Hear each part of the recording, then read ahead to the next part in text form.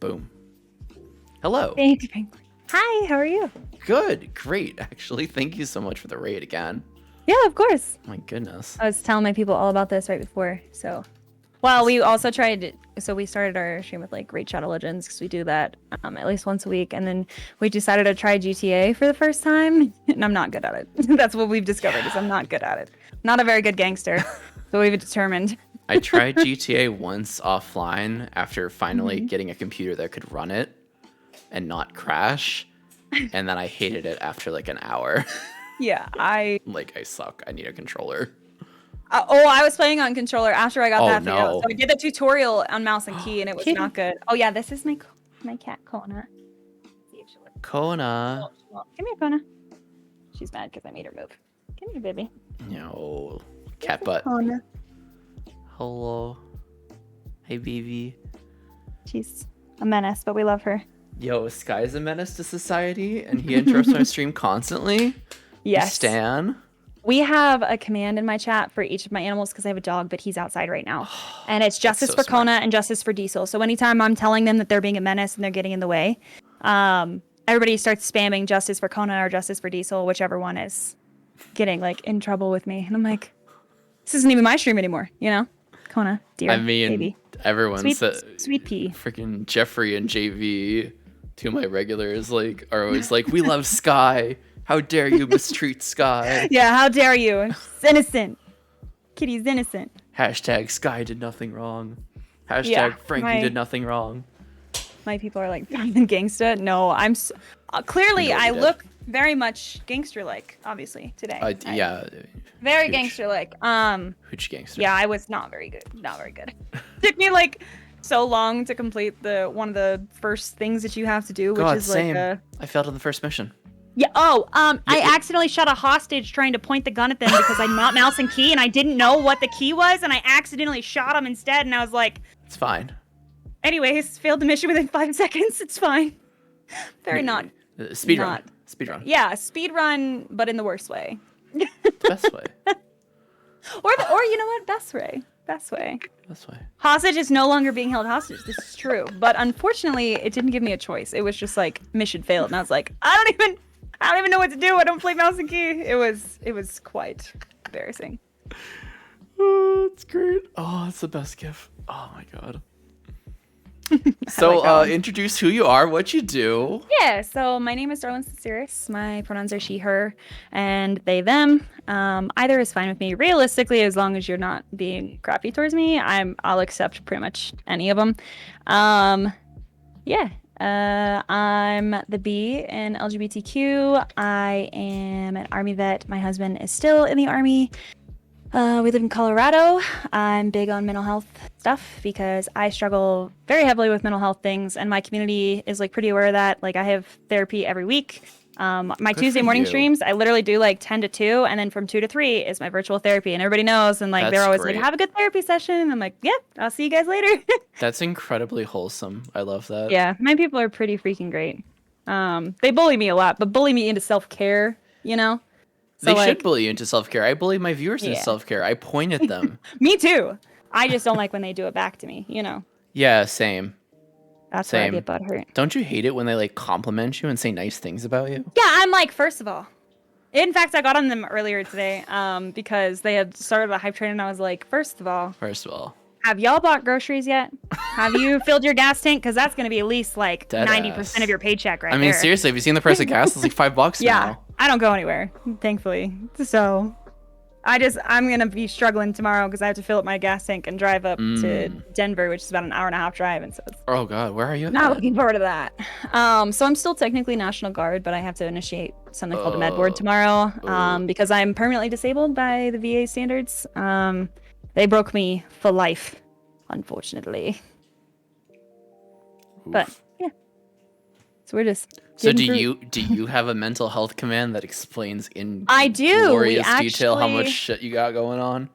Well, so mine doesn't say what mine are, but mine is MH, and it's for mental health resources, because we've had some people, when we do talk about topics like this on stream, sometimes we'll get random people who are just trolling. You know how that goes. Yeah. But then sometimes we get people who genuinely like want resources. So we do that, and then it pulls up national text number for the US and the phone number, and then it has a link to a bunch of online ones if you don't want to call somebody. So it's a big thing in our community as well, because I mean, and obviously you know about the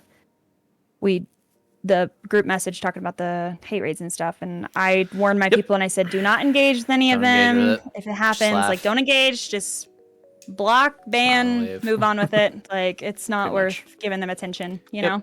Yep. That's why I started my stream by just spamming a bunch of hearts and love wins. Fuck off. Yep. Yeah, big on that one. We have a few. We have a fuck ton of resources down below in the panels. We have you have a bunch of them. Oh we yeah, have some I have a fuck ton. Up. We have RTS as well, which is real-time support bot. That's fantastic. Yeah, it's fucking huge. Want to get? I mean, I honestly know a lot of like just mental health general knowledge, like with my training. But I also like always encourage people, like, listen, this is not like, I do call my community like a support system type community.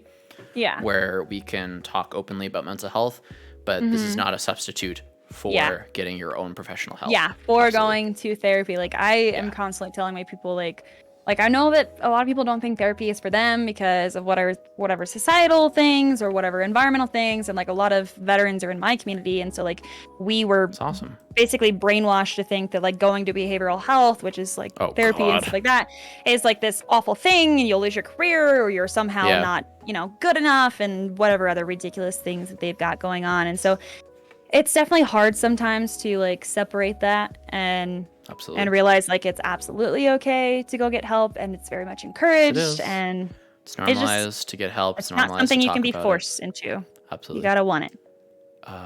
Zayrlee and Jensen, thank you for the follows as well. Welcome to the Waba fam.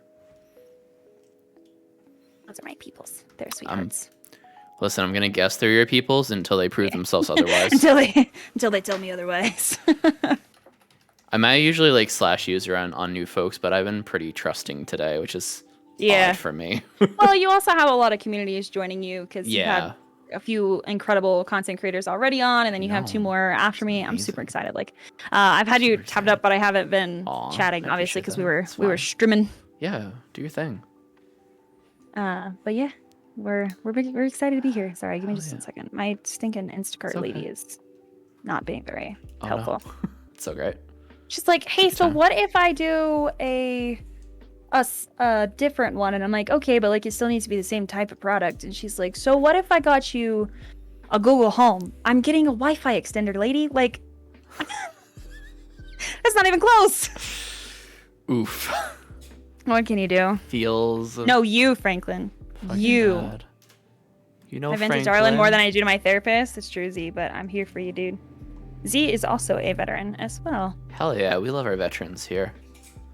We do charity a lot sometimes. So I think one of my first charities was, oh god, why can't I think of it? Stack Up? Nope. The other one. Wounded Warrior? Wounded Warriors, thank you. Gotcha. Yeah, it was Wounded Warriors, and that was like hugely successful. Nice, that's awesome. That's great. Have you heard of Stack Up? I have. I highly recommend that whole community if you don't already check them out, because now granted theirs is again more towards mental health stuff versus Wounded Warrior is more towards just permanent injuries of certain criteria, but it's really great. They do all things like when you're with your fundraising, you can basically sponsor a crate, and it's helping mental health for veterans and active duty service members through gaming, which is something really cool for a lot of us streamers because a lot of us play games, you know. They do anything from PCs to consoles and just all kinds of crazy cool stuff. We've worked with them once before, but they're pretty great. Oh my goodness. No, this is Patrick. Oh no.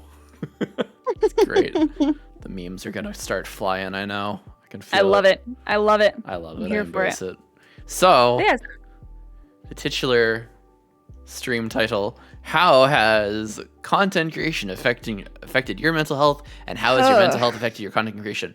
However, first question, actually, Are you comfortable with talking about like what your list of thingamajiggers Yeah, are? I'm perfectly okay with that. I don't have a command in my chat, but I openly talk about that type of stuff. It was kind of funny you guys were talking about narcissistic parents. Yeah, r/raise my narcissist. Recently, Yo, recently let's estranged fucking go. from my mother and my father by proxy. He's not Good my legal job. father, but like legally Sperm or donor. legally he's my father, but he's not my he's not the one who created me, but legally he's my father type deal. Yeah. But because he decided to gaslight me and obviously take her side, even though he is So well an aware of the enabler. behavior she does. Yeah. Oh, 100%. It was a whole ordeal. That actually happened around like Thanksgiving. We've had a few lashings out since then, and I just don't talk to them. Like I don't have them on social media or anything like that because that is a toll on my mental health. One of the things that I'm working on in therapy is so I've got childhood related trauma, and then I also have traumas from when I was in the military. So I have PTSD related to trigger warning, sorry for anybody, military sexual trauma. I have anxiety, I have depression, I have ADHD, which makes all of those things really fun together. Oh yeah, totally. Yeah, there's just like a lot going on, and we're currently looking at some other possible diagnoses that might explain some of the reasons why some of those things are impacting me heavier than they should, if that makes sense, you know. I've always tried not to traumatize my kids and grandkiddos. That's spoilers, huge. it's CPTSD. Yeah, it'd be that way. But yeah, I mean, it sucks to like go through that self-growth journey and like processing things. Like the last couple weeks we've been covering some really heavy topics in therapy. Like I said, I have it at least once a week. That's awesome. Every other week I have it twice a week, so next week I'll have 2. And it sucks. Like it's certainly not fun to begin with, and that's what scares a lot of people away is like as soon as you start addressing stuff, they're like, well, this is making me feel worse. And it's like initially yes, because you probably suppressed everything that you're dealing with.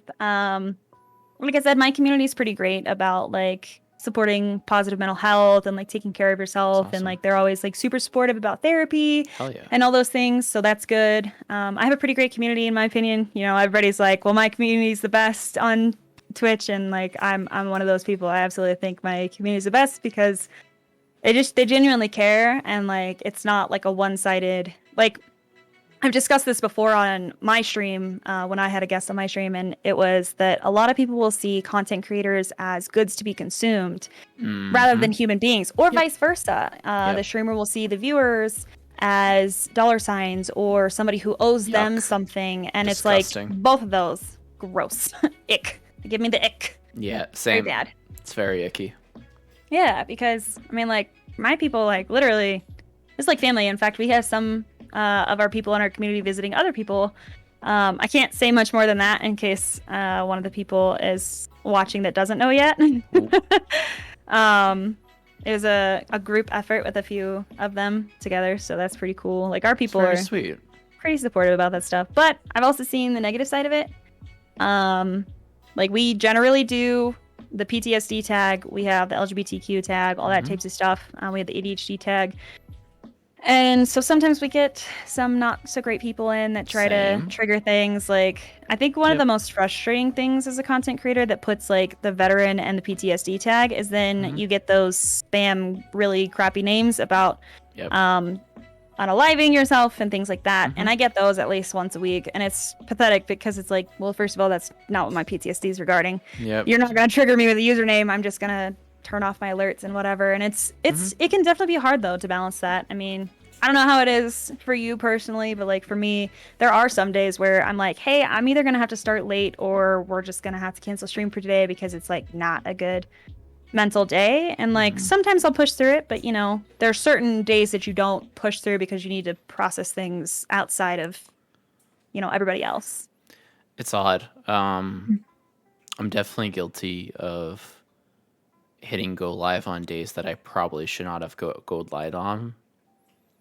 And I've unfortunately, I have built this community in a way that we are here for one another, and I'm very hesitant to ask my community to be here for me. But they are, and they can be, and they've shown that they can be. So I've felt more and more open to go live when I'm not feeling so great with myself. Feel that. And it's nice. It's a very vivacious cycle instead of a vicious cycle. So instead of beating myself up all day, for instance, on Thursday, I don't normally stream Thursday, but I stream Thursday. Literally, my title and my go live was like, I'm feeling a type of way, and I just want to talk. And we talked. Yeah. And I felt so better. Sometimes that's like what you need is your community, because like for me personally right now, my husband's away for work and has been for a hot minute, and so like a lot of times I'm alone when it comes to just these things. I have like friends nearby and like good neighbors and all that types of stuff, but like sometimes it's nice to just like have your community. And like Z said, a lot of us end up chatting about things and kind of end up encouraging others to do so, not by like forcing them into sharing, but they just feel more comfortable with it. Exactly. And that's exactly the same here. Literally, I tell people, listen, you're where you're at. If you want to talk about something, if you feel like it's going to completely throw the vibe off or whatever, just ask for permission, and I'll probably just say yes anyway. I'd be like, yeah, absolutely. If you need to like get something out of your chest, if you want to talk about something, we will talk to you about it. We will listen to you. We will show you love. We will show you care, compassion. Yeah. And if need be, we will point you in the direction of resources as well. But, you know, we're always going to be here for one another. Always, always. Listen, my tagline is open mental health talk place and queer safe space. So, which is huge because, unfortunately, one of the things that I've had to do is kind of close it off a little bit more. So it's not just a free for all, come trauma dump and then leave type deal. And I hate to say that because I know that sounds awful, but I hate to say it we've had people come in and lie about things to try and elicit a response from us. We provide them with the resources, and then they either block us or they just ghost us in the chat, like as it's happening. Like, and sometimes they'll say some like extremely triggering things without having any sort of warning, and so we do try to have it balanced, you know. So that literally happened yesterday. We had a live hate read, and I'm pretty sure it was really disgusting because one of the people was a Twitch partner. And I was like, oh really, Twitch, this is who you partner, like people who bring like them and their 6 friends in here. Like, I was going to say the hard part is like a lot of these people that are doing the hate raids that do have a check mark next to the name. They made partner back when it was very different to make partner. Like the criteria was like the criteria was way easier because like we had one fairly recently, like I think it was like January or so. We had somebody come in and they're like, hey, we need one. It has to be female for this Apex tournament. And it was like middle of the night. And we're like, okay, whatever. And I just did it. Well, I get into the Discord with them and it's 2 guys and they're both checkmarked. But like neither of them has streamed like in the last month. One of them hadn't streamed in almost a year. And they just sat there and they were like degrading me and talking down to me and like being terrible. And eventually I left because I was like, no, like this is a boundary you're not going to cross. You're not going to disrespect me and be crappy towards me just because you have a check mark next to your name. And it's very clear that like newer people that are making partner tend to have a better representation for Twitch, and I kind of wish it was one of those things where like it's constantly reviewed, because there's people who haven't streamed in over 12 months that still have the check mark, and it's like, yeah, they used to have the criteria met, but also criteria has changed. And if you're going to make it to where all these new people have to meet this criteria, then all the people who were there before also should be meeting that criteria.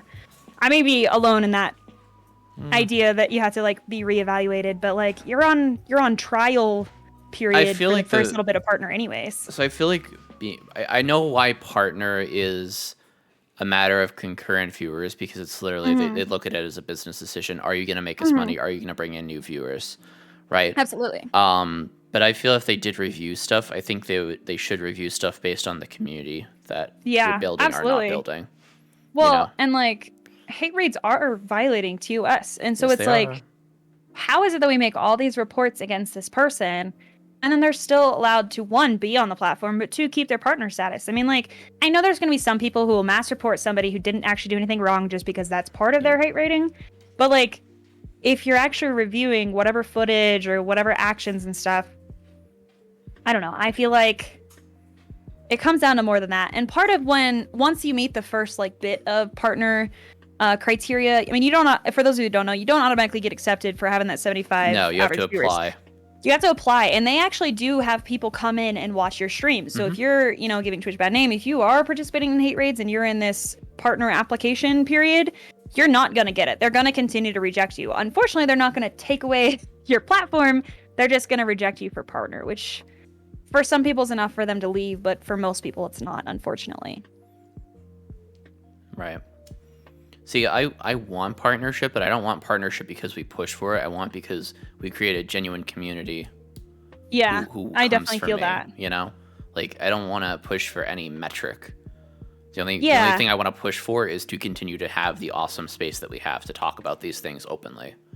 Absolutely. Like, well, and then like being variety can sometimes be difficult too, because you don't have a specific niche, and some people are on Twitch to watch one specific niche, and that's okay. Right. That's fine. It's just like if you're variety, sometimes it's a bit harder to hit that metric. So like we do set goals where we're like, hey, our goal for like one of our goals for this year by the end of the year is to hopefully make partner. If we don't, like, it's not the end of the world. We'll just keep working on our community. Like, it's not our primary focus is not hitting partner. It's still just growing our community, and like all of our we do sub goals for everything, for not like subscriber goals, like goals that are underneath of the bigger goals for each year. And it's more so like, okay, we're going to aim to have this many people active for our community games, or our mental health talks, or like when we do our charities and stuff like that. Like those are kind of more of our hard goals, like hardline goals, versus like partners more so just like, if we make it cool, if we don't, like, not the end of the world. We're gonna keep doing what we do. We've been doing it for a while now. I have a year-long follower goal, which is for 4,000. We just hit 1,900. Yeah, you're at 1931 already. That's amazing. Supposedly, I don't know if that's true or not, if that's accurate, but yeah, we're around there. I have actually on my title screen, I have a whole like PowerPoint thing that I set up. For like what my general like I guess metric kind of goals are, but mostly it's, again, I call it Year of the Waba, and it's literally actually just about a mentality of being 100% okay with what I'm able to put out, and just kind of accepting that. I will say that's actually that made me think about like your original question about mental health and content creation. I know that just about every streamer I know that I have felt like I connect with, we have kind of the same wavelength. Obviously, like, I'm not going to say that everybody has to have this, but like a lot of us have imposter syndrome because of whatever traumas we've been through. We think that we don't deserve the good, which is so terrible to think about. Like, of course we deserve good things. Like, we don't have to earn good things in life. I mean, you don't have to earn food. You don't have to earn rest. You don't have to earn any of these things. And yet we've been taught, primarily due to whatever traumas, that we don't deserve it. And we do. Like, these people would not consistently show up for us and show love and be here if we didn't deserve it. Right. Because my community is quick to tell you that if they think somebody's being out of pocket, they're gonna be like, "Hey, that's not cool." Oh yeah, like we have a lot going on here, obviously, but one of my big like cornerstones of like being in this community is taking responsibility for your shit. If someone is out of line, we will tell you.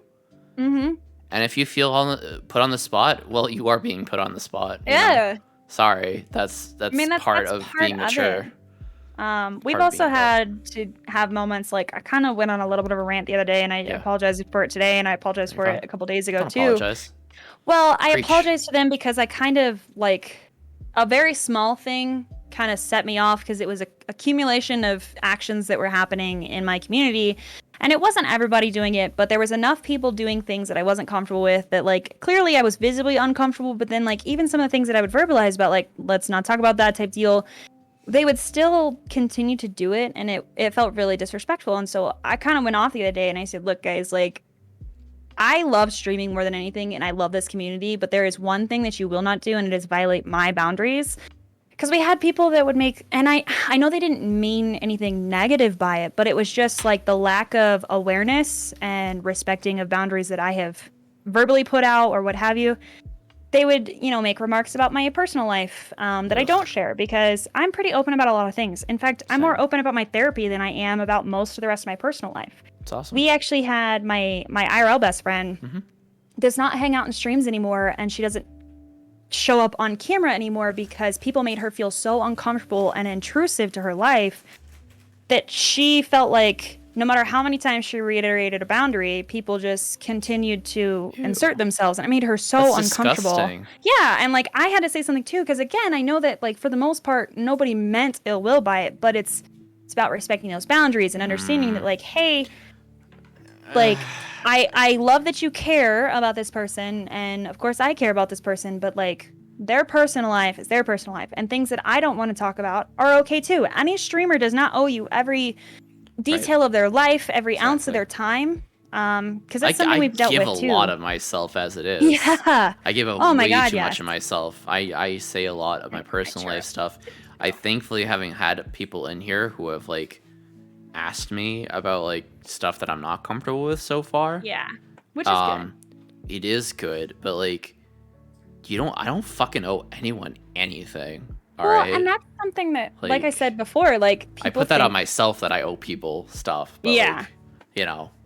But like I said earlier, people sometimes will act like we're good to be consumed rather than a human being, and like that's the hard part of it. Is like whether intentional or not, people disrespecting your boundaries can just be so difficult. You know. Yeah. It's always difficult when someone disrespects your boundaries. I also want to say that like, you know, you said like, oh, I'm sure they have good intentions.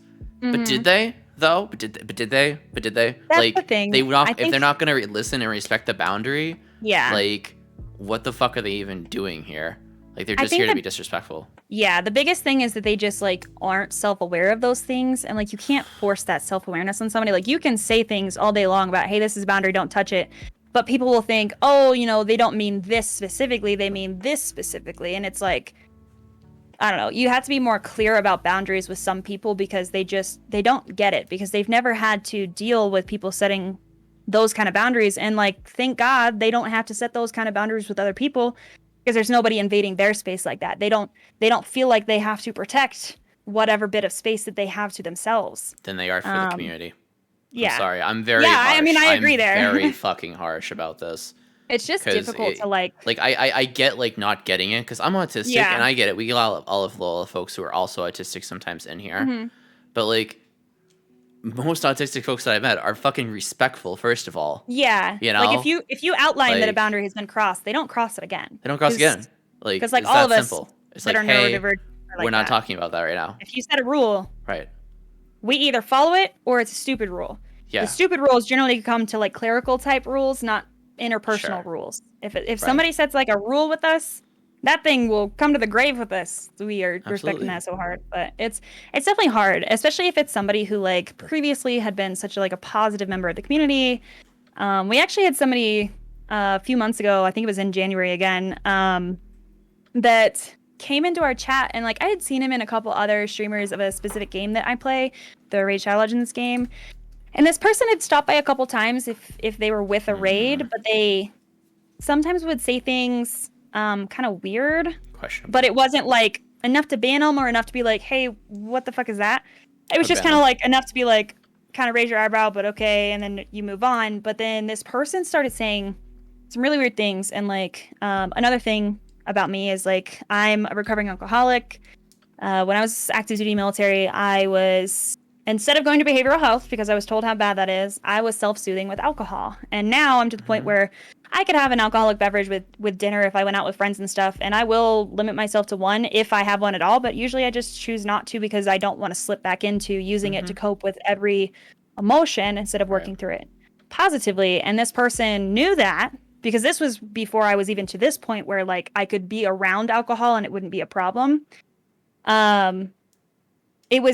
It was really frustrating because the person started talking about how they're getting obliterated. They started like typing, slurring their speech. Like it was so off that even autocorrect couldn't help them type deal. And then they started saying like overly sexual things. And I was just like, nope, banned. Like my mods are harsher than me when it comes to who they ban. Because you can put in an unban request in 45 minutes. And ours is set to 45 minutes because if you care enough to put in an unban request, you'll wait the 45 minutes. but your argument better be spotless, and it better have been like some crazy misunderstanding. Well, that's kind of smart. I put it as 0 because I put it as 0 minutes because I know every one that I ban is a earned ban. Yeah, like, I mean that makes sense too. But I will say that like I said, my people are a little bit faster than sometimes I'll even get to read a message that has been put before the person is banned, and sometimes it's just like it was perceived differently than like what was actually being said, and so misunderstandings happen. We've only had one person that we've ever banned that we ended up unbanning because it was like a genuine misunderstanding. Yeah, there was a little bit of a language barrier. One person, though. Yeah, it was a little bit of more of a language barrier problem than anything else. And once we got that kind of figured out, it was totally fine. But one person out of I've been on Twitch for a little over 3 years, and my affiliate anniversary is in April for 2 years. So we've been here a little bit. We actually started like more actively streaming right before COVID like got real bad. Because like it had kind of started because I lived in Hawaii at the time. But yeah, it was yeah. And when that hit Hawaii, everything shut down. You couldn't go anywhere. Like even military installations, like we couldn't come into work. And I was one of the first people in my company to get it. And isn't a lot of Hawaii like military institutions? Yeah. Yeah, there's multiple bases on Oahu alone, and that's just one of the main islands. It's not even the biggest island. It's probably the most like middle size of all the islands, but it's a hub because everything goes to Oahu first and then to the other islands because it's imports, exports, it's military, all that stuff. So we'll see you later, Scarlett.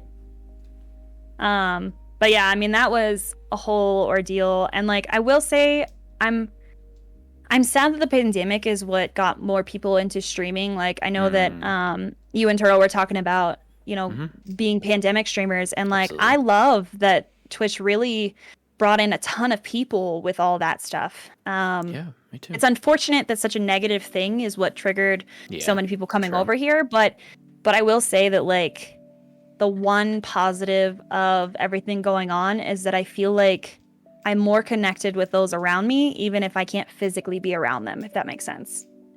But yeah, of course it makes sense. I've lived on the internet for most of my life. Most of my friends and closest friends have been internet friends first, and then IRL friends second. Like, absolutely. For fucking sure. That's been a common thing in ours too. And we'll say, like, as a whole, the mental health part can be difficult to talk about some days versus others, but I feel like getting that community is really where it changes everything for you. I agree. You know? I think there's a good point that's being made in chat that I don't want to miss right now, which is just that, like, when it comes to talking about your problems, because I call myself open talk space, right? Yeah. But we're never gonna force that conversation to happen. Like, I'll give people that chance to be like, hey, do you want to, you know, if you want to talk about this, you want to tell us what's going on, we're here for you, but all the same, you know, we're still gonna give you love. You know, just a little bit of extra love today. You don't have to tell us everything. Yeah. Every excruciating detail. But that's another thing too, is like I mean I said it at least 3 or 4 times where somebody said something about their day going on and I was like, oh, like, you know, trying to open up the conversation if it was there, but then I reiterated that, hey, if you guys ever don't feel comfortable by sharing something so publicly in a space like this, and you either want to talk privately or just not talk about it at all, like that's totally okay. Don't feel like you have to answer something. Hi, Trust. Absolutely. That's true. Yeah, that too. See, that's the thing, and that's why I always give like disclaimer during mental health. I have a whole 3-minute video that we play right before Mental Health Monday, so I can chop it up nice for YouTube. Yes, I know. It's so exciting. Which is basically just like, you know, again, not a substitute. And like, even if you don't, like, you're never gonna 100% match with someone else, and other people's mental health experiences. You know, don't negate your own mental health experiences either. Like, it's not Oppression Olympics, all that good stuff. That is huge. Calling it the Oppression Olympics. I've said my life is harder Olympics because I don't play that game either, because like anybody's traumas, like it's going to be, if something is the worst thing somebody has experienced, but you don't feel like it's that big of a deal because you've experienced worse, there is no reason to invalidate their feelings just because you or someone you know has been through something what you deem as worse, because they are going to feel it in the same capacity that you are feeling the worst thing that's happened to you, because they don't have another gauge for it. And it also doesn't mean that the things that aren't as bad as other things you've been through don't need to be acknowledged too. Like, it's okay. You gotta feel and then you gotta heal. Like, you gotta acknowledge it first, though. Okay. Yeah. What? You're fine, Z-Really, by the way. You're fine. Don't worry about it. Keep talking. You're good. But yeah, no. Yeah, the trauma competition. Bullshit. It's complete bullshit. Absolutely. Yeah. Well, and it's upsetting too, like, it is upsetting. Because you don't want to feel like minimized, especially when you're trying to process something, Most likely if you're going through shit, you're already comparing yourself to others as it is anyway. So to then have somebody external someone say else also do that. And usually it's not other people doing it externally. We haven't experienced that so much yet. But just kind unless you have a narcissistic parent. Yeah. True. We fuck make narcissists. So, but yeah, oh, sorry. I was just gonna say that, like, even if your story doesn't match this person's story, if you can still relate, I think that's where the moment of both empathy and education comes into play, and that's what I always aim for, is to increase people's education, increase people's empathetic awareness kind and of everything. Awareness. Yeah, exactly. Violet, you brought up a good point, but I will say something. I notice it more in like neurodivergent individuals versus neurotypicals, but a lot of times we will share a like a personal experience with us, and it's not about this happened to me and it's worse. It's here's something that I've been through that kind of has what I feel might be a similar experience, and just know that like you're not alone in this, and like I'm here for you. And it's kind of our way to connect. But some people don't like when you do that, and it's all about knowing whether or not, like, paying attention to the word choice the person is using. Are they minimalizing what you're saying, or are they just trying to connect with you type deal? And I know that some people don't like that, and it's kind of hard to gauge that if you've never spoken with somebody before. One of the things that I do more so off stream, because if somebody like really needs to chat but they don't quite need some of the specific like mental health resources of like crisis intervention, they just need to vent or something, but they don't want to do it in a public setting, is I always ask people, like, okay, do you want advice? Do you want to scream into the void? Or do you want somebody who's like ready with a shovel? Like, what do you want here? Do you want solutions? Do you just want chat? Like, what do we want here, so that I make sure I'm providing you with the support that is going to be most beneficial to your healing? The cats, everybody's loving it. You guys can't really see Kona, but she's right here. Let me see if I can lower my camera and you guys can see her a little bit. Maybe. There we go. I'm trying to like sign language cats, exclamation point cats, and no one's catching on. I love it. Kitty takeover. But we have four. The four of them are over there. Really? That's awesome. And there's a picture of them. It's in the Wobble Love emote, but it's pulling up on screen for y'all. I mean, the emote is like 4,096 by 4,096, so it's big enough. But yeah, I mean, it's definitely interesting to see like how streaming ends up impacting a lot of those things. And like the community around you can absolutely make or break whether you stick with it, because the mental health portion of it is difficult, whether you've had traumas or not, whether you have imposter syndrome or not. Like, just being in the public eye can be difficult. Yeah, and I think the extent of like, keeping your peace in a way is part of, it has to be a part. No, you're fine. It has to be a part of the way that you build your community, especially if you've been through things, setting your boundaries for yourself, setting your chat rules, setting, do I want to be a family friendly streamer? Do I want to say everything about my life? Do I want to just put on a face and like be this face of a streamer and don't tell anyone anything? Like, how do I present myself? Something we've kind of talked about before, because we did like our first episode of like Pocket Amigo Radio. So we call our community Pocket Amigos because they're always available in your pocket, they helped me through a really difficult time. And I can go into where my username came from, because I kind of just kept it after arbitrarily having it. But I digress for that. So like, one of the things that's kind of been beneficial for us is that we don't just toss everything out into the world and just be like, well, it's somebody else's problem now. Like, we try to work through things together. And Violet, yeah, I know what you mean. I was just saying that sometimes people don't see the difference in those. And so they'll think that you're trying to, you know, be a one-upper, even if you're not. You're just trying to connect with them. So sometimes that comes down to their emotional intelligence and interpersonal relationship with you and understanding of you as a person. Absolutely. It's just kind of a difficult thing sometimes, but yeah, I mean, like, I don't know, the being in public eye and being present on social media can be so positive, and it can also be so negative, depending on who you find yourself with. Absolutely. It's a very specific type of stress too. Yeah. And I definitely feel it as someone who talks very openly about my mental health and has a mental health chat here that's very open for the kind of conversations. It's just like I'm painfully aware that someone could take anything I say out of context, but I'm okay with taking that risk because I'd rather have the conversation and help a person in that moment. Yeah. I'd rather that still occur than me not do that and someone just takes it out of context and tries to make me look bad. Because, like, I've had people tell me before that, like, you know, Waba, like, you're so, like, brave for, like, talking about, like, we had like 2-3 months of talking about, because Mental Health Mondays are our themed month. This month is relationships and abuse. There's a whole lot there. Yeah.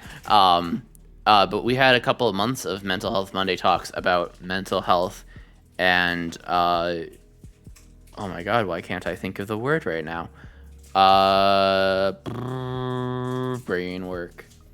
We have a joke about being smooth brain in our community, but it's always lighthearted about how sometimes our brain just decides we don't want any more wrinkles in our brain because that's, you know, your connections and stuff. We just go ahead and intersectional. I like that graphic. That's a really good graphic. Thanks. I found it online. Love it. Yeah, but literally just mental health and intersectionality talks, and I spoke to specifically that's cute. People of color, streamers, about their experience with just being them.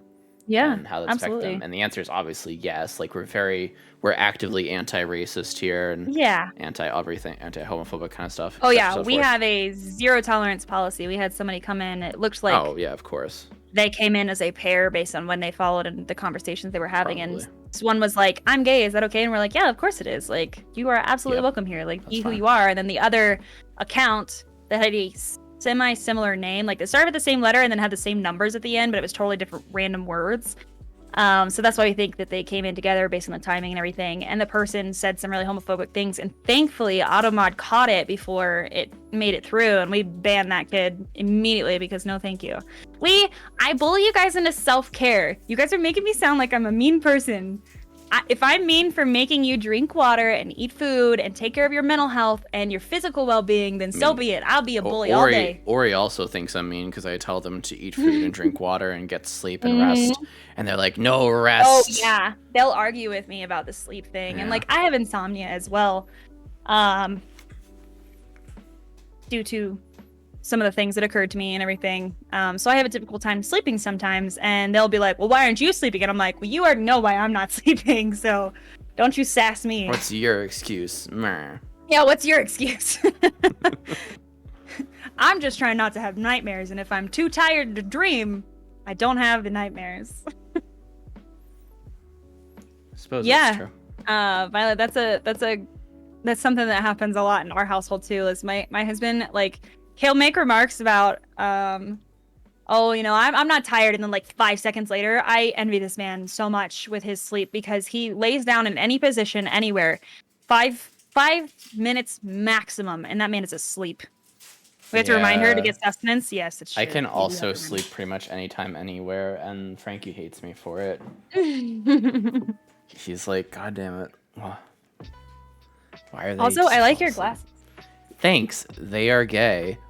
Mine are too. I'm just not wearing them because they didn't match my dress. Yo, I love them. These are my gay glasses. I have a command for my glasses. Me too. I love these glasses.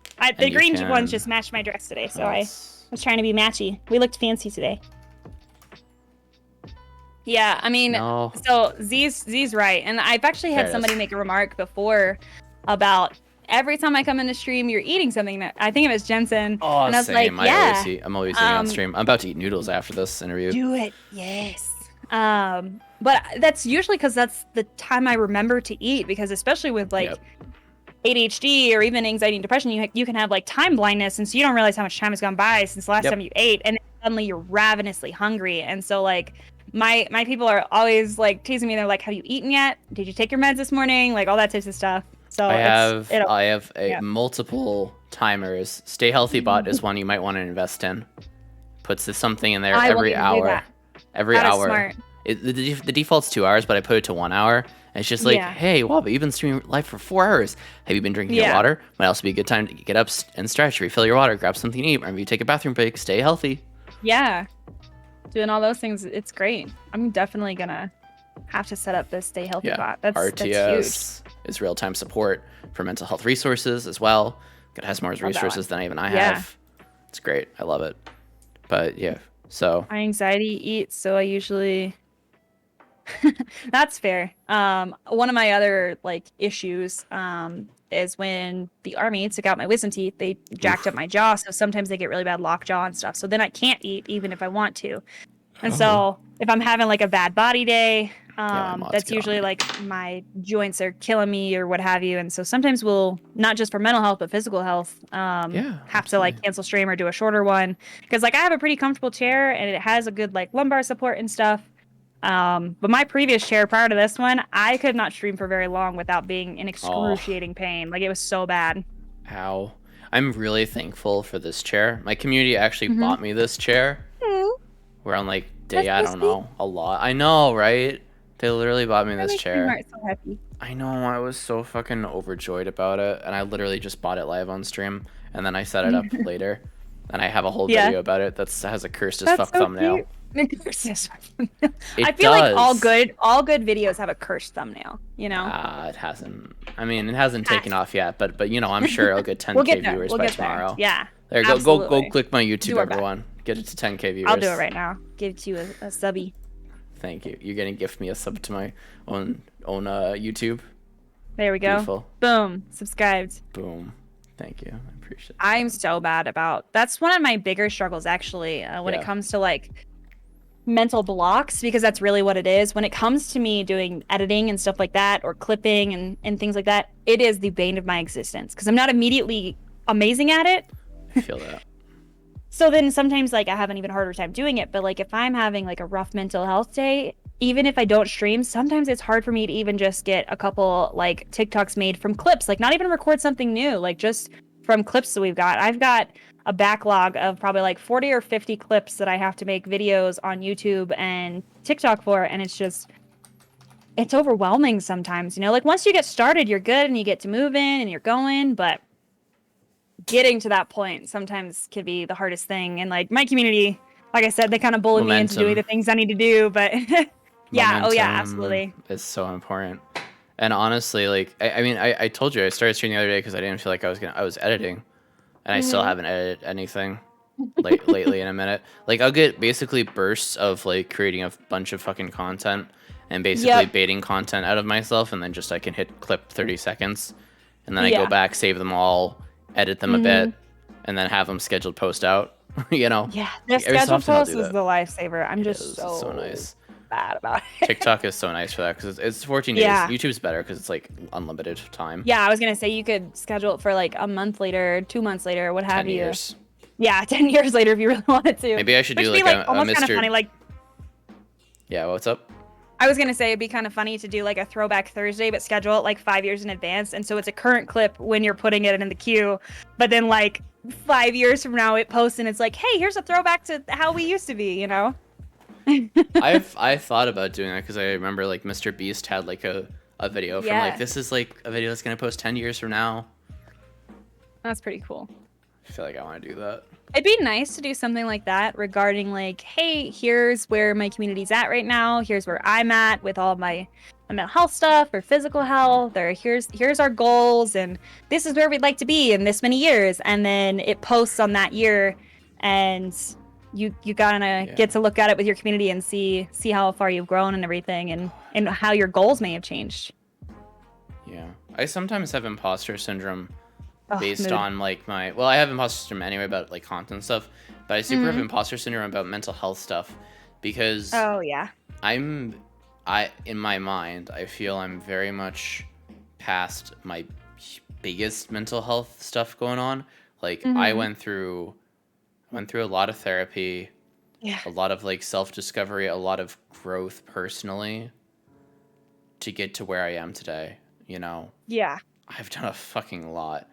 And for the most part, the worst kind of day I've had so far, like lately, has just been like fuck you, fuck this, fuck everything, and I've like lashed out angrily at people. But that's like the worst I get.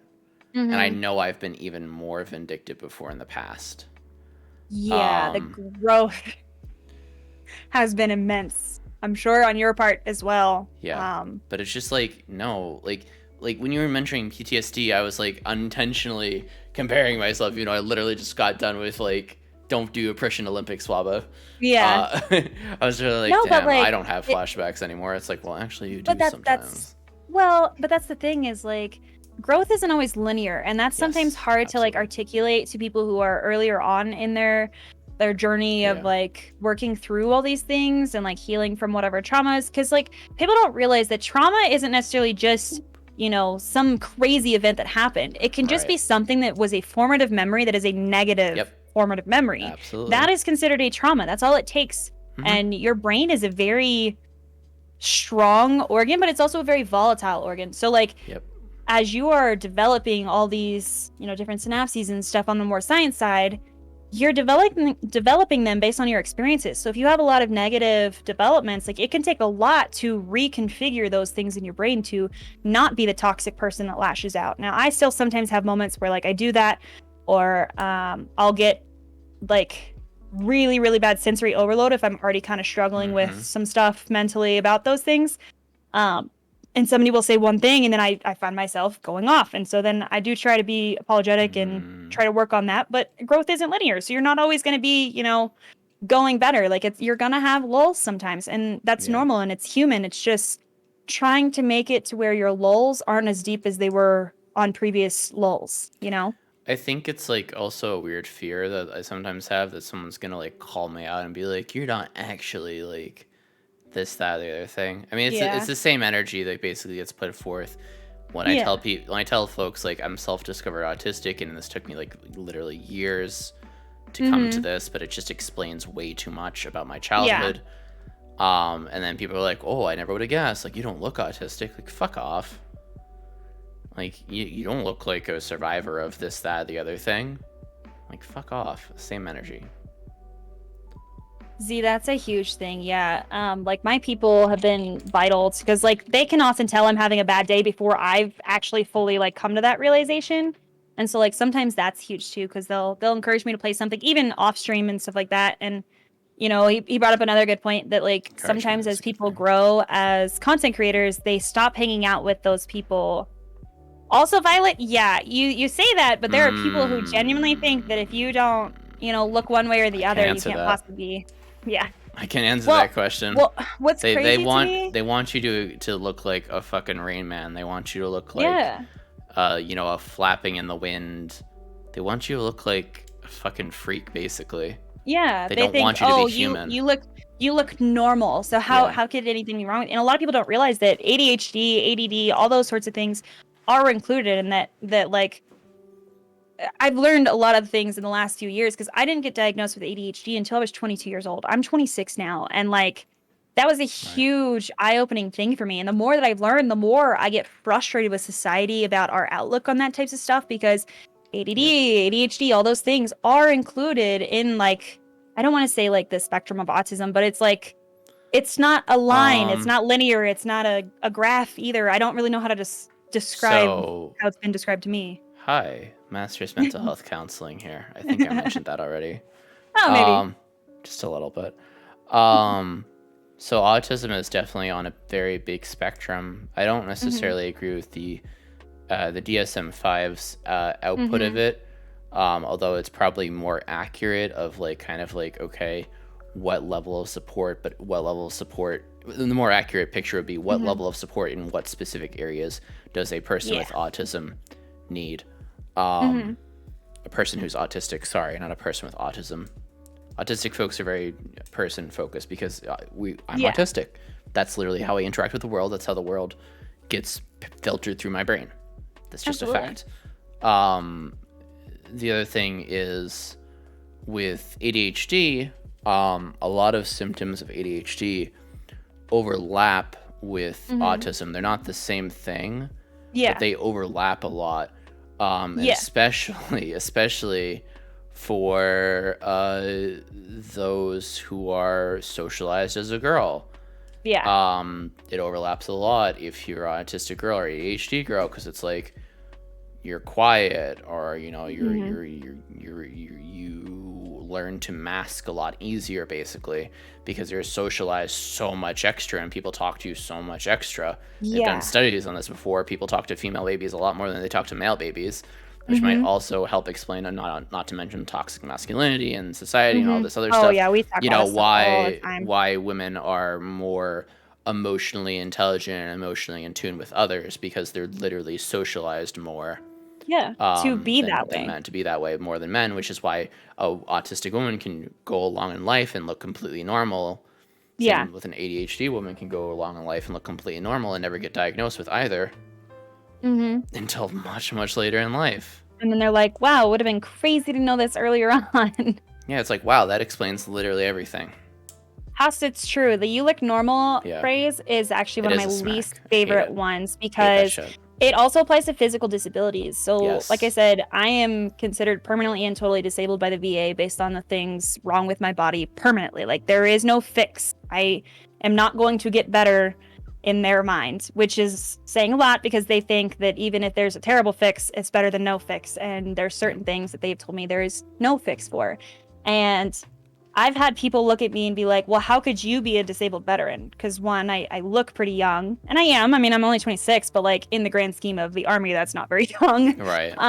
It's pretty good. And I look like I'm fine. You know, I'm not what people traditionally view as what constitutes as being disabled. And there's a lot of, like, you know, the term invisible disabilities gets thrown around a lot, because you can't just look at somebody and know whether or not they're disabled. I actually got into an argument with somebody who, I went off on somebody who grossly outranks me in the National Guard, because he said some remark about, you know, people need to stop trying to do VA disability and X, Y, and Z. And I was like, it's something you're entitled to, and you're only hurting yourself if you don't do this claim. Like, the claim is to make sure that you are medically taken care of for the things that they broke. It's not easy for them to admit that they broke something. You're going to have to prove it. It's not like you just say, well, this is wrong with me, and they're just gonna be like, yeah, I believe you. They don't believe anything you say, okay? They're gonna verify it 20 times over. I fucking hate this. This literally has the same energy of just like, oh, I hate paying taxes because it gives people on food stamps their fucking steaks and lobsters. My God. And I'm like, bruh. And like, that's literally not how that goes, but okay. Yeah, and this is again proving that character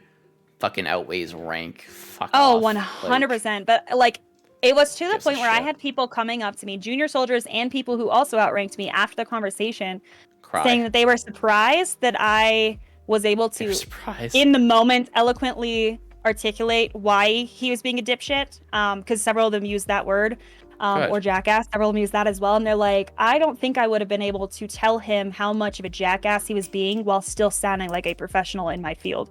And because obviously, like, mental health and, you know, veteran care are two of the most important things in my community, as far as like what I push people to like care about, as far as like, especially when it impacts themselves, is like, just like success isn't a pie. Like, fucking VA disability is not a pie either. You getting a cut of disability does not take away from another veteran.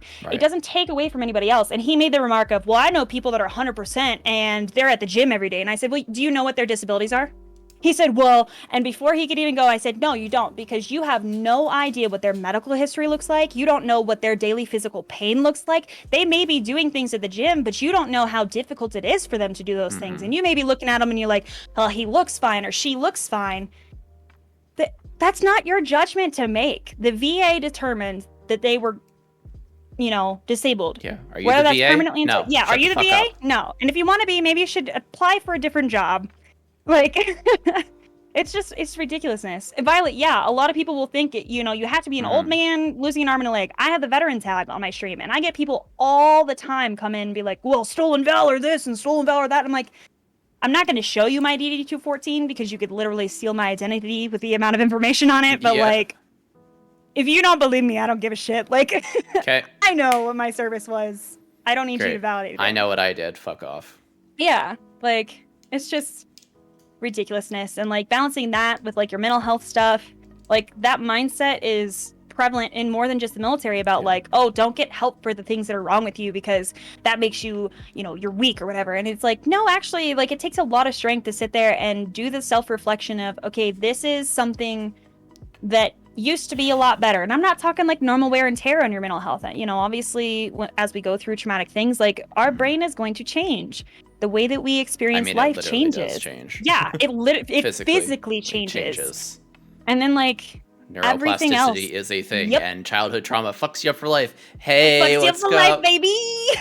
Life trauma survivors, let's go. Yeah, hey-o. Literally, like, there's a lot of times where somebody will say something, I'm like, thanks, it's the trauma. Thanks. You literally. I literally say the same thing to my therapist, and he laughs every time. He is such a good fit for me as a therapist because I'll make a lot of jokes and like. I know this is probably frowned upon. We make a lot of rubber socks jokes in our community because I've been there. And you know what? Thankfully, and this is a phrase that I use a lot, thankfully, I am not good at everything that I've ever tried because I wouldn't be here today if I was. Oh, we had a conversation 2 people ago that he put us through. He stepped us through his suicide attempt story. That's tough. It is tough, but I literally said afterwards he was done, I was just like, hey, I'm glad that you sucked at that. I'm glad that's one thing I'm glad you failed so many times. Like, yeah, I am so glad I'm not inherently good at everything I've ever tried. Yep.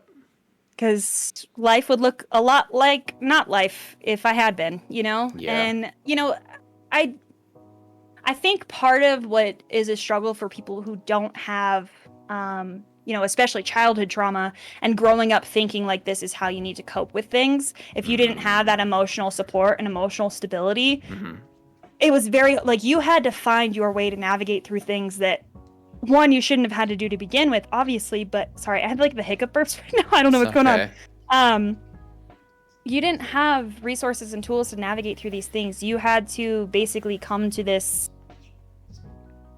solution yourself, and a lot of times like some of us will mask it with like humor and stuff like it's the trauma, and it's like some people don't like that, and that's one of the hard parts about having like an open discussion is some people may not like the way that others cope. And now coping in a dangerous and not just self-dangerous but dangerous to those around you way, obviously we're not going to encourage something like that, but if somebody's help for them to get through something is to joke about it, then, let them do their things. Now, obviously, don't cross certain lines, but, like, those are boundaries you just have to establish, I'm so glad you made it because he's literally my best friend. I'm glad, too. Yeah. I'm glad for even those of you that haven't shared that you weren't good at everything either. I'm glad you're here. I'm glad you stayed. Even if it wasn't your choice that you stayed. I'm glad. I know Waba's glad. We are, even on the days where you think that nobody cares, know that at least we do, Absolutely. I think when it comes to unhealthy coping mechanisms, because I think other people might harp on it and be like, oh my God, I can't believe that you caught her, whatever, right? Yeah. I always say I very much follow mindfulness. Psychology wise, I always follow is it Gestalt? No, it's someone else. But basically you take a humanism, there it is, humanistic approach. It's just like take a person where they're at, and if someone feels that they need to do something, and like maybe that coping mechanism is gonna be like hurtful towards them. But if that's all they have, if that's the best thing that they have to do, then I'm not going to take that away from them. You don't try to rip a coping mechanism away from someone who has nothing. Most of the time that the reason people self-harm is to prevent suicide, because it's what helps them at that moment in time. It's the best thing they have available to them.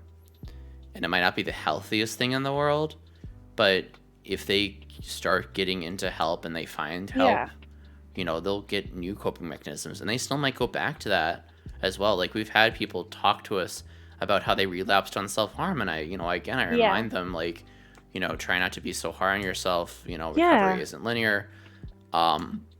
Relapse is a part of recovery in every sense of the word relapse, whether it's substance abuse, cutting, etc., anything. Yeah. Well, that's something that other people don't realize, is that self-harm isn't always drugs. It's not always cutting. Right. It's also not allowing yourself to eat because you don't feel like you've earned it. It's not allowing yourself to rest because you don't think you've earned it. It's harming yourself in any way. And sometimes that looks different for each person. And so, like, just being conscious about it and, like, trying to move in more positive steps is more so what I guess I meant by that, versus, like, obviously I'm not going to tell someone, like, no, don't do that, like, that's terrible. But, like, try to encourage them to, you know, step towards something more positive for their coping. But that's not something you can kind of force anybody into. They've got to kind of find that journey on their own, and sometimes you can help them along, but you can't force somebody into one thing or another. Which is why I just try to show people kindness and say, like, well, we're still here for you no matter what. And, you know, there is help out there for you. You know, it's not impossible. You can do it. And we'll be here, right here for you, no matter what. Exactly. I feel the same way about that. And, like, you mentioned the relapsing, and sometimes it's hard to even admit that it happened. It's like when I first started trying to get sober, because it'd be embarrassing, right? Yeah, I was so embarrassed. And I was using this tracker app, and I had a couple friends on the tracker app to say, like, okay, this is how long it's been since my last sip. Mine was based off a sip, not a full drink, because some people base it off a full drink. I didn't even allow myself a sip because I knew that I was mentally not in a place to do that. And I stopped actively tracking it because I felt so much, like, guilt and shame if I started heading back down that path. And even if I was doing good again, I wouldn't go back and fix what the date was. And so eventually I just deleted my account because it was actually worse for me to have something that was like that kind of tracker. And I know that trackers help some people because they're like, hey, this is my milestone. Like the coins. Yeah, I can't do it that way. And same with self-harm things, aside from just alcohol. I don't know that I could tell you the last time that any of the methods throughout my life of self-harm that have made their way into my path. I couldn't tell you the dates of when the last time any of it was, because me not tracking it personally was better for me, because I don't feel as much guilt and shame that I'm not at 6 months, or I'm not at 1 year, I'm not at 10 years, or whatever it is, you know. You're and just that can wherever be hard you're at today. Yeah, and that's something that, like, for birthdays as well. And I don't know. I know several people in my community feel this way, but, like, my actual birthday, I make a big deal out of everybody's birthday. I have a planner. It's on the floor right now, so I'm not gonna grab it. But if people tell me their birthday, I put it in my planner. And if I stream that day, then obviously we make an announcement, or I do it in the Discord if they're okay with that. Because to me, like, birthdays are a big deal. And of course, like, I'm getting closer to 30, and a lot of my friends are hitting 30 within the next year or two, and they're like, or some of them are hitting 40 and they're like, oh man, like, I hate this. And I'm like, man, like, I'm the polar opposite, because I didn't think I would make it this far. Like, when I hit 20, I was like, holy shit, I'm still alive. I'm alive. And every year after that has been like, we made it another year. Like, I think you've seen it. We have birthday bot in our core. Yeah, I saw that. It's pretty cool. You could add that if you want to. Yeah, absolutely. I love that kinds of stuff, you know? And, like, obviously whatever somebody's comfortable sharing is whatever they're comfortable sharing. But, like, for me personally, I love making a big deal out of birthdays. Not just my own, but, like, everybody's. Because, like, we made it another year. And, like, lately, that's been a big accomplishment. Yeah, seriously, deadass.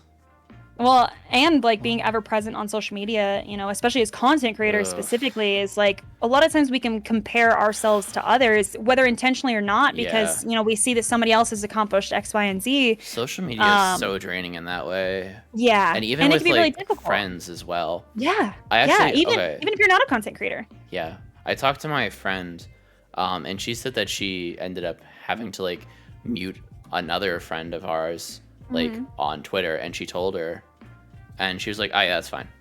I mute you too," because like because she's like, I can't stop my brain.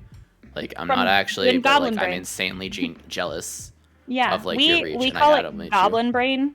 Anytime our brain does, instead of calling it broken brain, it's just goblin brain. Sometimes our brain just doesn't want to do what we want. And it starts to think of those negative things. And it applies to all kinds of things for gremlins and goblin brain. Here. Yeah, gremlin and goblin brain, I'm telling you. But like, I tell people, like, you are not obligated to follow me. Even if we are IRL friends and we hang out all the time. You do not have to follow me on social media if it is not conducive to your growth. I'm not going to take it personally if you don't want to follow me. Also, I use Twitter as, like, I post every stupid little thought that comes to my mind. And sometimes they're really stupid thoughts. Not, like, harmful to other people, but, like, just stupid. You know? Like, I was scared of posting anything the past couple of days just so, like, my Twitter SEO would boost the post for this event. Because normally I, like, shit post whenever the fuck I want. Absolutely. But I was just like scared as crap, and I'm like, okay, I'm gonna pretend to be a You're like, all right, Twitter. this is an important thing. Like, let me not fuck gotta put on that different hat. Yeah, I totally feel that. I hate it. Yes, I know. I love you. Ow, that's sharp. Yes. Oh yeah, that's your biter Sky, right? Yeah, he usually bites. He used to bite my ass a lot, because he wanted food. I'm sorry for laughing, but that's funny. Oh no, it's funny. It's hilarious. You little stinker. But yeah. He's a baby. God, what I was gonna say? Yeah, social media is really just toxic, especially specifically like Twitter, streamer Twitter. It's just content. It's just a constant like engagement farming bullshit, which I think is stupid, and it's short-term engagement, and it doesn't have a long-term plan, in my opinion. Yeah, I think one of the trends within streamer Twitter that I hated the most, and it still sometimes happens, just not as frequently, but when people started doing tier lists of content creators, and it wasn't. Yes. If you didn't see that, I'm so glad, because it was awful. Now, granted, it was primarily in like the Call of Duty scene and stuff, and they claimed it was based on skill level. I don't play FPSs because I know FPSs.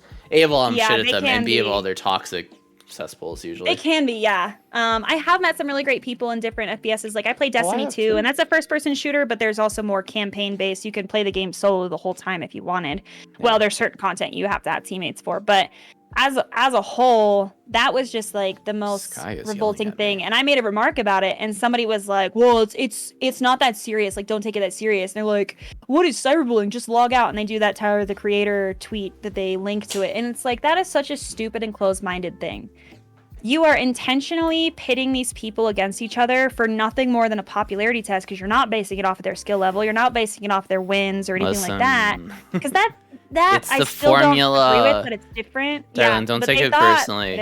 It's the fucking formula. It's the formula of like artificially create drama and then deny you did anything wrong, and then artificially create more drama. Yep, 100%. Fucking anything for clicks. Or this is also something that I hate, and I'm sorry if anybody in this chat does this, but doing the, hey, drop your link so I can support more streamers. I actively say I hate that shit. I hate the tag your favorite streamer 100%. Stuff. I don't mind the tag your favorite streamer as much as the pretending like you're gonna go check them out. Yeah, it's still like difficult. Occasionally I'll tag somebody if I know that they need like a little pick me up, because I know some people like those, but I don't like the ones where it's like, drop your links below, I'll drop a follow. Drop your links. Like, 1, no you won't. 2, that's follow for follow, which violates 2S. Yeah. Mm-hmm. 3, it's not going to get you real engagement. You might get the followers, but you're not going to get the community. You're not building meaningful connections with other people. Fucking exactly. Yes. Like, people aren't going to stay just because they followed you one time. Again, I've repeated this like several times. My first fucking message to all of you was like, I do not want to do this because I'm trying to cloud farm. I'm trying to do this because I want to have a real fucking conversation. Like, hello? Absolutely. Well, that's the thing is people fucking do that. And I'm just like, listen, I'm just going to be very open about this. I don't want that. If people, if your people want to fucking support me, follow me, whatever, great. I love it. As long as we form an actual genuine connection and we want a conversation and you want to interact with me and my community, love it. Fine. I'll accept it. You know? Yeah. Like, my people know, like, you don't have to stay for the raid, but at least like come along for the raids, because you might discover somebody that you might not have found otherwise. You might find a community that you feel that you fit in that you might not have otherwise thought to look for, you know? And so like I always ask people at least like hang on for the raid, and then usually I tell them delete refer raid or click their username and back to chat, so you actually count towards their average and everything. Because if you just refresh, it'll still have the refer raid at the end. Yeah, we have a thing that just basically says like this one. Yeah. Howdy raiders, you refresh the page without refreshing the refer link. Yeah.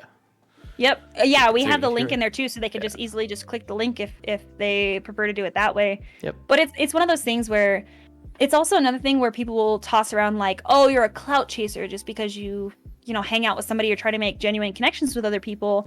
And like, I will absolutely say that some of the people I hung out with when I first started streaming versus who I hang out with now absolutely has changed. And that's normal human growth. Yes. But there are definitely people that you encounter that are looking to just take whatever they can from you. They're takers.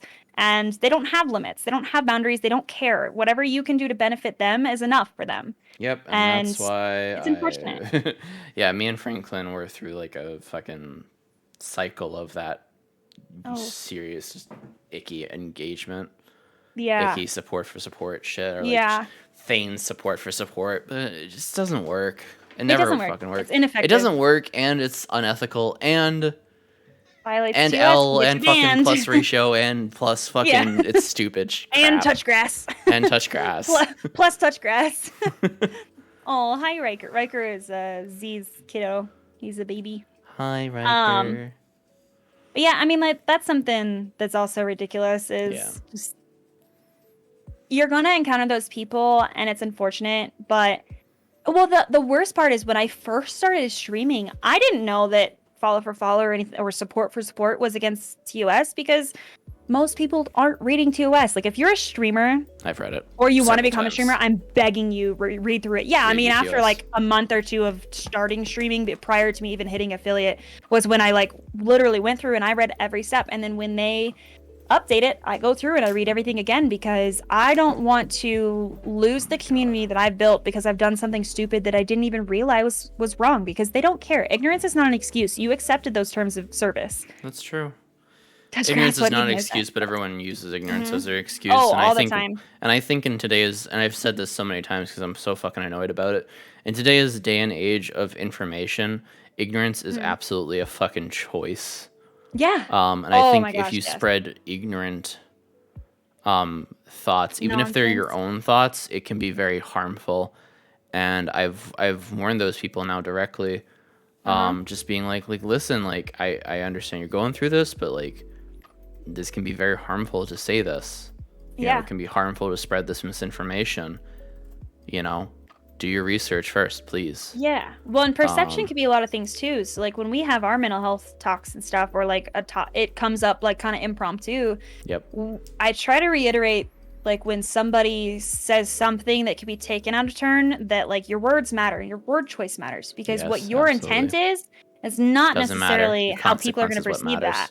Yeah. And then, you know, some of the craziness with drama in the streamer world, particularly with a specific PC brand that I used to be an affiliate for, because they were one of the first brands that I worked with.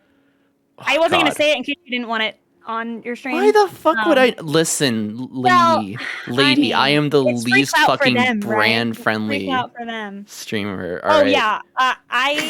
I have gotten remarks about, oh, you're gonna have to change this or that about you. No. Every brand that I currently work with, so like Technosport and Rogue, which is the energy one, and the glasses company that I go with, which is Zenny. All three of those. Yeah, let's go. Yes, Zenny is the best. I'm trying to link up with them actually. Oh my god, let me refer you. Please, yes. That should help you, because it's. Thank you. They approached me on Instagram, but if they don't approach you, like it can be difficult. Yeah, so they approached me on Instagram because I've just been using them for years. Yeah, same. And literally last like November or December, they reached out and they're like, "Hey, would you be interested in having a discount code with us?" Now you don't get to pick the code, and it's like you're 20 uses per code, and then you got to generate a new one, and it's once per email address. That's fine. Unfortunately, it's not like a reuse it unless you don't care about racking up the points with them and you just Sure. use a bunch of different emails. But that's the like only negative about being a brand ambassador for them, is it's not very like a personalized experience. But like every brand I work with, of the 3 brands that I currently work with, recently knocked down from 4, all approached me. I did not approach them. Now granted, I posted about their products and stuff, but they approached me. They followed my social media, specifically my Twitter, and they still chose me. And if a brand doesn't choose me because I'm vocal about LGBTQ or anything else that anybody goes through, like I'm very pro BLM. I'm very much on the blue side of things. And you've seen our intro questions? yeah, absolutely. Literally directly asking, do you support Black Lives Matter? Absolutely. I loved that your Discord is like that, because it also provides an actual safe space, because somebody can't quickly join in before being accepted. Listen, I told, that's why I sent the message I sent this morning, which I was just like, listen, I saw the hate raid. They're targeting specifically LGBTQ tag, and if they find us because of like boosted number count, or they just like search us enough, we're gonna get hate raided, and that's fine. It's gonna suck, and we'll just laugh. We'll get through it. Yeah. And even if they fucking raid our Discord, go right ahead. What are you gonna do? It would be harder for them to do it on yours than mine. Spam the intro screening channel. Ooh. Like, ooh, got us. Got him. Oh no. Like, I've seen enough disgusting I've been through the offended page on fucking encyclopedia. Yeah, dude, I'm telling you. Nothing can faze me right now. Crazy stuff happen in our Discord. One of our hate raids. We had one hate raid. Real bad. We had one, and I was so mad about it because I swore to God that I did the channels right. And I literally went through the whole entire Discord and redid every single individual channel permission because I was so mad about it. That's how we did ours, because I wasn't streaming in as locked of a channel as I thought I was. And they joined and they played an audio that was extremely offensive, and we couldn't figure out where the hell the sound was coming from, because I have 2 monitors, but I don't generally have Discord pulled up. I have my streaming software and then whatever game we're playing. You were in a VC? Yeah. Oh, and they came in that way, and they also did a bunch of hate in chat, and talking about how we're gonna go to hell and we're gonna burn and we all deserve to die and whatever other nonsense. But then the audio that they played said a slur and everything, and so I muted all of my audio, including my stream audio. Like, I was muted, and then background, like my headset was muted. Like, there was no sound on stream until I got into a private room, got everything closed down, and then we like resolved the issue. But it was terrible in the moment, because like, if you don't already have those precautions, and we didn't for Discord, like I already had the, pause alerts and reload overlays and clear chat and sub only or emote only. And sure, that helps to have those things, but if you don't think about the other platforms that you use while you're streaming, it can be difficult. I'm fairly certain what happened is someone joined, and for some reason or another, the fucking /speak was still an enabled command somehow. And so someone put like N-word, N-word, N-word. And literally, I'm going to press a button right now. They're not going to hear you for a minute. Maybe not. Yeah. I literally was like on my keyboard, I'm just like, that. There you go. Fuck off. Actually, maybe they can still hear you. I don't know. All right. They can still hear you. That sucks. I pressed this button on my OBS. Now they can't hear desktop audio anymore. They can only hear me. And then I fucking just did whatever the fucking I had to do. Yep, I turned off all audio. I even muted myself in case because it was so loud, it was like blaring in our ears. Yeah. And I didn't have my headset up all the way, but it was loud enough that like Max you volume. Could even a little bit hear it in my headset through my mic. And I was like, all right, we're just gonna turn off all sound. And we troubleshot it, and then we redid the entire Discord because of it. Same. And some people got mad because we added like, prove you're a real person on there, and a bunch of restrictions if you're brand new. I just add the intro thing, and I grandfathered everyone else in. And the way it works, I'll literally tell you how it works. I don't care, because there's no way to do it. There's no way. If you're a hate reader listening to this right now, you can't do. You can't get in. You can't get in, literally. So the entire Discord is locked on the basis of one role, which is the WabaFam role, and the only people that can assign that role are me and mods. That's it. So unless you compromise my account or a mod account, in which case, like, all right, great, you fucking did it, I guess. Like, you might as well have any other Discord. You get that Discord any day if you compromise a mod or the literal server owner's account. You've got control over everything at that point. You got control over everything pretty much. Well, my mods don't have like admin privileges. They have like most privileges. They don't have like complete server. Just me. Yeah. So unless you're that, like, you're not getting in. Like, the only other thing that I thought, like, might have been a problem is that what if someone got gifted a sub, has their Discord connected to Twitch, and joins the Discord? And that actually, that happened in an inorganic way where it wasn't a hater. It was just someone who wanted to join the Discord. And they had a sub already. And I was like, oh, shit. And I asked them, can you send me a screenshot of what you see in the Discord? They saw absolutely fucking nothing except for sub VC. And I'm like, you know what? That's fine. Wow. Okay. That's fine. So that could have been a lot So worse. it still worked. So my protection still worked. Yeah. That's good though, like, because that definitely could have been very bad. Because we get a lot of gifted subs too, where it's like not gifted to a specific person. Like if somebody's gifting a sub, they're gifting one random to whoever, and it's just kind of ridiculous placement. It's just kind of whatever Twitch decides to give it to, and that could be difficult too. So that's why for our hate read button, it clears chat and then it goes to emote only, because only a VIP or a mod, and we don't button. Yeah. Well, I don't have it labeled as hate raid, but I have the three things right next to each other where it's the change the chat to this, put a command in the chat explaining what's going on as far as like why restricted. Great. Chatting and things, and then put it all that stuff. I like buttons, and I do want a Stream Deck eventually. But I just want to say that if we had a hate raid, do you want to see how quick shit's gonna go down? Yes. Because I can do a bunch of things. So ready, watch. Waba is the fastest fucking typer. Oh shit, a hate raid. Bruh. That's so much faster. Ooh, 10 minutes followers only mode. Subscriber only. Holy. Yeah, you are fast. I am not that fast. Done. That's huge. Better TTV stuff. Oh my goodness. TTV stops me. Yeah. Yeah. But that one's also not difficult to disable. Yeah, it's definitely different though. Like, I know I could set that all to buttons, Embry, but I don't want to because I can type it faster. Yeah. See, for me, if I didn't have the Stream I didn't Deck, type all the commands. I typed /F and followers already comes up. You have Stream Deck for mine. /E emote only comes off. There's three key presses total. /E enter. Enter. What's my words per minute? It's about 80 to 90. Depends on the day. I haven't done that test in a long time. Yeah, I'm pretty fucking fast. I don't even need words per minute. Again, it's three presses. Yeah. Done. I actually didn't press enter again fast enough. Here. Ready again? 3, 2, 1. Boom. Yeah. Yeah. See, that's a positive, is if you already know like how to react in it. Because that's something also with streaming that people don't always think about when they're new to streaming, is how are you going to react when things aren't going well? Whether that's tech issues or a hate raid or a troll in chat. Like, that's also the important thing. I like your med check thing. That's great. Every 2 hours. That's freaking awesome. Mine is a extended release for the morning. So thankfully, other than like my multivitamin and my other vitamin, I don't have to worry about that as much. But that's huge. Yeah. Hate raid's Waba fucking dies, literally. They are ready. They are ready for you. I am. And I can literally just like, listen, if someone tries to follow me, I'm like, oh, that's a hateful thing. Boop, done. Yep. Oh, chat's going off. Boop, done.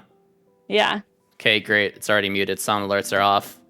Done. Like, someone tried spamming sound alerts before when they tried, because they kept like trying to like fucking get in with 7 different accounts. It was so annoying. So I figured out how to mute sound alerts now. So yeah. Fuck off. Yeah, I have that one too. That one I'm not as fast with, but it definitely makes a difference. I mean, it's on my OBS tab, so it's not too bad. Yeah. I'm just saying I don't have it on my Stream Deck. I just have it, here. I also have the Banhammer on my Stream Deck, and I haven't had to use it yet because like I said, my mods are fast. Like, anytime I think I'm fast, sometimes I don't even read whatever it is before they've already banned the individual and sent a report to Twitch. Oh, like, so again, you see my chat? It automatically has moderator commands there. So literally, as soon as a chat pops up, like, a chat pops up, ban. Yep, I keep it that way too. I on keep my the moderator finger. stuff on there. But they're just faster than me. It's because some of the games that I play are a little more engaging, and so sometimes I don't see it right away. But they catch it, and it definitely depends on the sometimes, game. Yeah. And like if I'm playing like Destiny 2, it's a little more engrossing. you know, Yeah, versus like if I'm playing Stardew. I told mods specifically for this stream and specifically this weekend, just because the hate raids are gonna be happening for a bit, just like all hands on deck. So that's why I've had so many mods today, which I'm so fucking thankful for. Like, fucking shout out to the mods real quick. Like, y'all are awesome. We did the same thing in January when we did just a singular, like the Pocket Radio episode where we had somebody come and chat about content creation and mental health too. Absolutely. And it was the same thing, is like the mods were in a separate voice chat together so that they could chat in real time about everything going on, about, you know, hey, watch this VC. Person. Yep. We do too. They don't really usually that often. A lot of times they're just in the same voice chat as me, just hanging out and like BSing, having a good time. But like if I'm doing something where I don't have a bunch of people in chat with me, if we're doing something very specific, having a chat on stream or anything like that, then we have them in a separate one, and then they watch and they just communicate with each other about like what the rules are. I go over with them every single time, like, hey, here's a hard boundary. We're bringing that boundary even closer, and making a little bit more firm of a boundary and a little harsher than we usually do, just because we don't want to risk certain things occurring. And so like, absolutely, I up my rules a little bit during streams like that, and then reduce it back down when we're just doing casual hanging out type stuff. Yeah, Mental Health Monday is probably the ones where like we're most vigilant about that kind of stuff, because it's just like you have to be, and like it's just a matter of like listen, like I allow my guests to say whatever the fuck they want, and like content warnings abound, like we have all this shit, etc. so forth. I always do all those. I do those 3 commands usually. It's resources, content really warning, and podcast mode, which is like, we're probably not going to read your chat. I'm not going to be as active usually. So this whole stream has been pretty podcast mode. But, you know, just basically be respectful. Like, again, I have a 3-minute intro video. It's like, be respectful. Oh, yeah. I love Read the Room. I love Read the Room. That is... Do you mind if I... Take it, please. Yeah, I was going to say, do you mind if I like basically say that? I'll word it a little bit different so it's not straight copy and paste, but that is huge. Literally... Stream Elements is where most of my commands are. If you want to like, Stream Elements is the same for me. By all means, listen. Imitation is the sincerest form of flattery. I've taken commands from other people. I was going to say, and that's a really good one to imitate, because that's huge. I have Sorry, go on. I was going to say that's huge, especially with what you guys talk about on your Mondays. Yeah, I mean it's mental. Yeah, absolutely, it's okay. Yeah, absolutely. Anyone can take this. I have various timers on Stream Elements as well. Which includes a timer for like, I think it's on a pretty short timer too. It's like, hey, welcome in, you know, check the vibe of the room, and then feel free to say hi and receive the level of, just like, pretty simple. That's really awesome. Just kind of like a, you know, vibe check. Kind of thing. I love that. Also, if I am talking your ear off, you can totally tell me to hush. I know you guys are gonna play the Final Fantasy stuff, and we went a little over. I know we have a gap between your next one, but don't be afraid to be like, okay, well that's good. I mean, I've been enjoying the conversation here, honestly. Yeah, me too. It's been really good. I'm liking it. So maybe we'll try and take streams. I actually took this command from Reluctant Hermit, who I fucking love, by the way. He recently made partner. I'm incredibly proud of him. But yeah, he had a command similar to this, or like that was like his chat rules. I think it was something very similar to this. And I really look up to him because I like keep asking him every time I interact with him. It's just like, you know, you really hold space really, really well, and being mindful to other people is huge.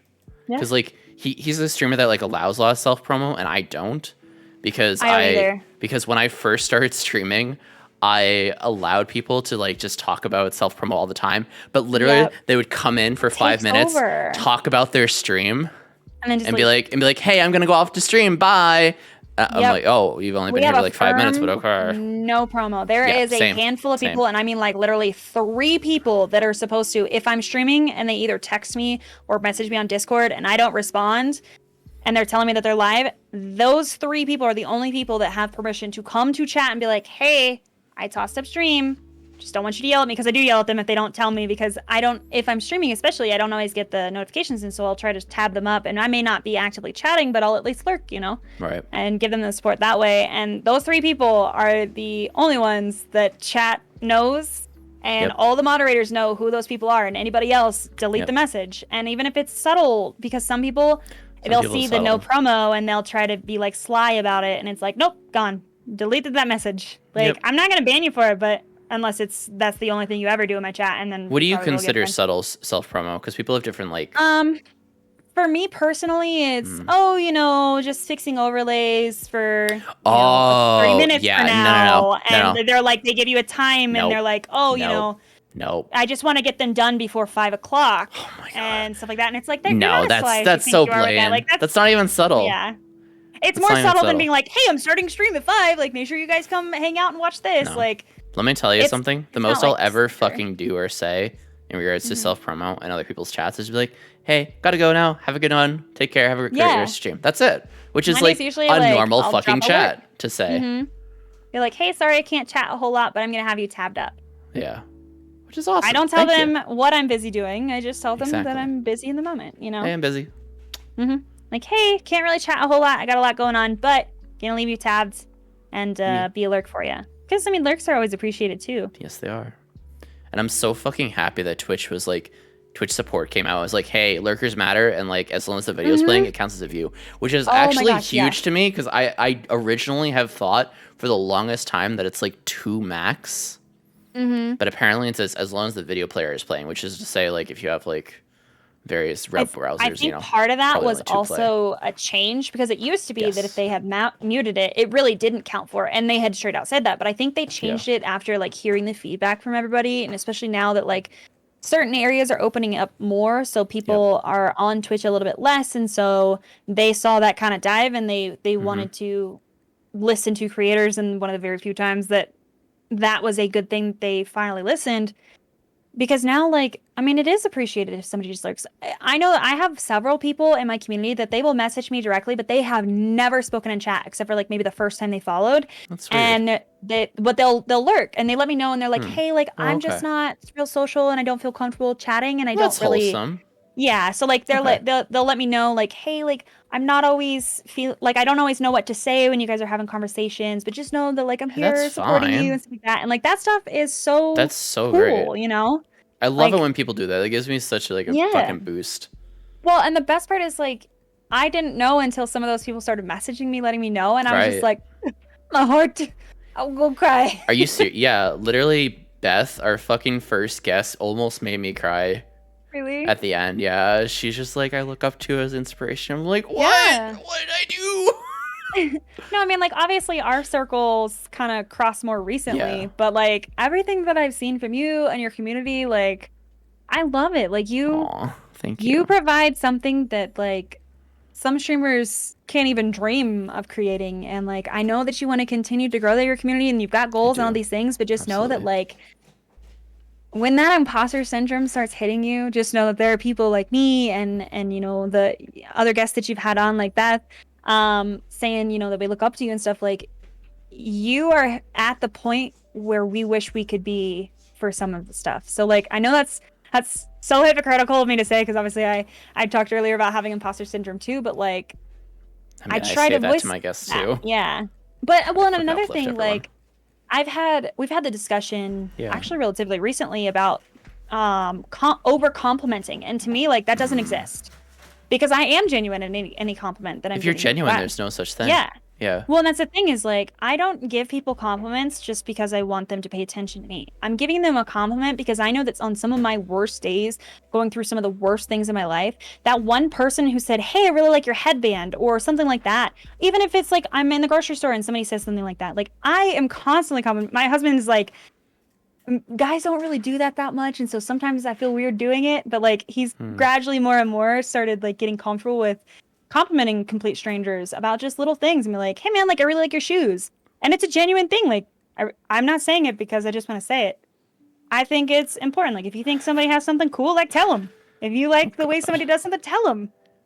I'm such a dork when it comes to compliments in public. Yeah. Because so I'm violently non-binary. Yeah.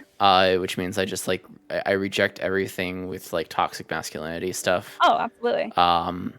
But I always get really nervous because I'm tall. I'm 6 foot. I am a large person. I'm fat. I'm just I'm large, very tall too. right? I'm 7'3". I'm just kidding. I'm 5'5". Continue. I was about to say Matthew or King Pool is literally a giant. He's 8'3". Holy cow! Yeah. I'm 8'3". not very tall. I was right. I guessed that, but I remembered that's so it now. funny. Yeah, He's literally the giant of the chat. That is so cool. Yep, and also he has a I love that. gremlin as a wife. It's great. I love it. Oh my god. He has great stories. I love him so much. That is so cool. 47 years. Yeah, I like. Oh yeah, same. This is literally the story I was about to say, Violet. Oh yeah, sorry. Is with like I get so nervous when I try to compliment people, because I'm just like I don't want to be seen as intimidating or large, so I scrunch myself down and I like I basically whisper really loudly. Like usually Frankie's walking with me, and I'm just like shirt. No, I won't even say that. I'll just like say to Frankie, but in a very loud whisper. I'm like, I really like their hair, but I feel awkward saying it because like I look like this, and yeah. I totally understand what you mean. And I'm like, could you tell them for me? And usually Frankie will tell them for me. But usually also they'll overhear me, and I'll be like, don't. They're like, thanks. Well, My thing is like I have a hard time in public them. and like I really like their hair or something, and I'm like, I really like their hair, but I don't want to go up there because we're like awkward. Tell them that, but I want them to know that I really like their hair, and then I ask you to tell them. I'm opposed to talking to people in public in general. I know, and that's probably why you stop me or don't. That's 100% the reason I stop you. It's got nothing to do with you or them. I'm just opposed to the concept of approaching or talking to people in public. I don't know. Chat can hear it. That's fantastic. Chat maybe be able to hear Frankie. I can hear Frankie. I don't know if chat can hear him. If you can hear Frankie, then they can hear him. Then they can probably hear them. My thing is like I can compliment strangers pretty okay usually, depending. I do get like by panic pretty bad sometimes. Like if I'm complimenting a woman that like might be like and like you know I'm taking context clues like maybe the flannel and the cuff skinny jeans and like whatever else and like so then like I start sweating. I got a little by panic. I'm like, anyways, you're like really hot, and then I just like walk away like speed walk like a little weirdo. But I don't usually say like they're really hot. I'm like, I really like your face, and like and we just, like, fucking stand the bi panic. I'm pansexual, so I'm just like everyone. Yeah, like it's just it's so funny. But then if somebody compliments me randomly, I'm like, no, you. I can't. I literally cannot just accept. Yeah, well, no, you. I like your hair and your makeup's great today and on point. Yeah, like fucking your dress is great, and I love your cat, and I like your candle and your vibe and your background. Fuck you. Like it becomes like a violent support. Basically. We talk about like being aggressively supportive in our community because like a lot of us like will have moments where it's just like your tone of voice and the way that you're saying it sounds like you're bullying me, but like what you're saying is really nice, so I'm conflicted on how to feel. Like We've talked for almost 2 fucking hours. I will talk everybody's ear off. I am that way. So it doesn't matter who you are, I get awkward. That's true. I'm less intimidated by like men presenting people. And I don't know what that is. Like and when it comes I'm intimidated by myself. Yeah, that's fair. It's more of I get in my own head, but like I can't explain it. Women presenting, like, oh god, I cannot. I mean, it's awkward. My palms get sweaty, and I'm like, sorry to use a term against you, but yeah, that's the trauma, baby. It's the trauma. It's the trauma. Literally. Or I'll do that stupid, like, they'll compliment me and I'm like, thanks. Like, why am I holding up the peace sign? It's 2022. Can't stop, won't stop. Can't stop, won't stop. Anyway. Congratulations on that, Violet. That's a big thing. Yeah. That's always kind of the cool thing is also, like, finding that journey when it comes to, like... so, I come from a relatively not great bit of accepting people, obviously, estranged from my parents, and some of my other family members, like my aunts and uncles and stuff, and my cousins, like they're a lot more accepting. And like even over time, the more they learn, the more they start wondering about their own identity and stuff, whether that's gender identity or sexual identity. And it's really cool. You didn't sense so much. It's just a mood. Same. It is a mood. Can't get away from it. I can't stop, won't stop. You can't make me. Are you also, Lucio from the game Overwatch? I have not played Overwatch, but I have some people who play it that I watch. So like I kind of get like the gist of it, but I don't know exactly who that character is. There's a character named Lucio, who's Hispanic. He's a support character, but one of his lines is "Can't stop, won't stop," and that's just every time you say that, I just like hear him in my head, the voice line. That's awesome. And my whole personality is basically memes and trauma. So there's that. Okay, then you belong here. Yeah. Hey, look, I love memes and trauma. So even if I'm not one of the people you're chatting to, like I definitely plan on being more part of this community. And like obviously if my people decide they like it here too, we would love that, because like this is such like a good like I don't know how to describe it except for like it's home. Like it feels I love like that. a healthy home. That makes me feel so happy. Like childhood house. God, that's literally what I want though, because literally I call it the Waba fam, because my family was just so fucked and I had so much emotional trauma. Being traumatized by my narcissistic mother and my enabler of a father growing up, you know. Mood. Like, yeah, it's a whole mood. Listen, I have a stream eventually that I'm gonna do that's literally just gonna be, this is my mental health journey, and I'm just gonna get it all out. I'm gonna have Frankie right next to me. I'm gonna cry a lot. I'm just gonna post the whole thing raw on YouTube afterwards. Hey, but there you go. Because I think sometimes people those need to hear journeys it. Help other people. Oh, that's why I do Mental Health Monday, because I truly believe that when other people hear what other people have gone through, that helps them discover for themselves what's going on and also seek out that help and be more open about it. Well, and I hate when people say like, "Oh, you're well adjusted," and it's like, no, no, I'm not. But thank you. That's the masking. That's the masking. 100%. That's the masking. But it's always funny because they're like, "Oh, really? Like I never would have guessed that." Like, yeah, that's the point. My current therapist, like that's literally why I do it. And like a lot of times, it's not even a conscious decision. You know, like it just happens. You know. Yep. But my therapist, the current one, like I said, like you could not have chosen a more perfect fit. He's just based on his personality and mine. Like it ends up being more like I'm talking to a friend versus somebody who makes me feel small for talking about whatever I'm talking about. And especially in an environment like that, you want somebody who makes you feel like you can open up and talk about those things, because you're not going to process through them.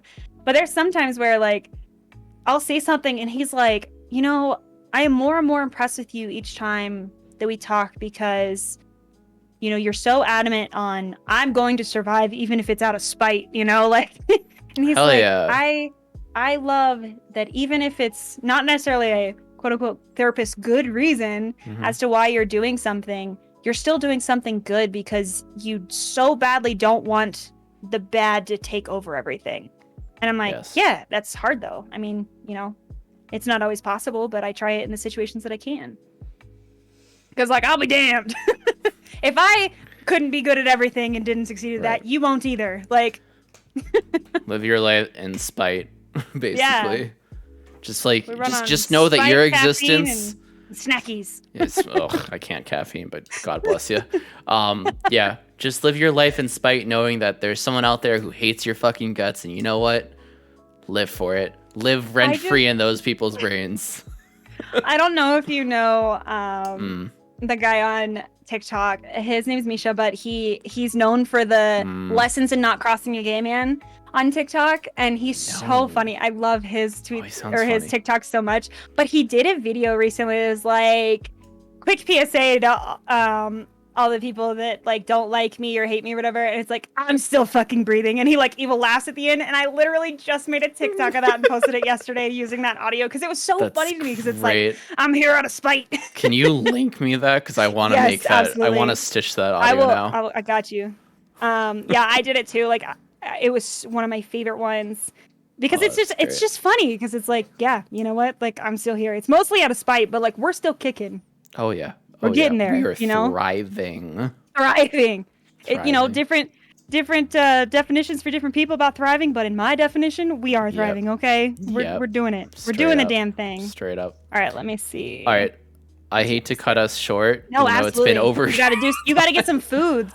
I would like to go heat up noodles. my Szechuan noodles that I have ordered before earlier. I'm so jealous. That sounds really good. Yeah, I got shrimp fried rice. I ate all that, and then I have Szechuan noodles that I got as well. Ooh. So I need to acquire dinner as well. But thank you so much for having me on. Good. We appreciate it. Self-care and chair chuck. Absolutely. I appreciate you so fucking much. No, Thank you for being on. Uno reverse. Skip. Okay, you know what? I'm gonna give you one more recommendation as well, which is Mindset by Dave. Real quick. Mindset by Dave, a UK streamer. He uses a very specific. He has a command called no you, or no, it's a channel point redemption, but it pops up in Uno reverse, like an Uno reverse no you, and then it goes no. Oh my gosh, I love that. And it goes ding, and then it goes no us, and the S goes up on the ding. Oh.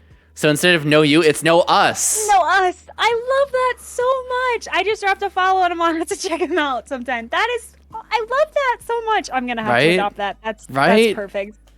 That is perfect. So fucking wonderful. Of course, Hast. Guys, make sure you stick around. Waba is going to do some games, and then they have 2 more guests after me. So make sure you guys stick around, hang out, do all those things. Feel free to ask anything. Go get your foods. I'll go get foods. Chat, go get foods and waters. Thank you so much for having me. Thank you. Take care. Bye. Come catch Waba live only on Twitch.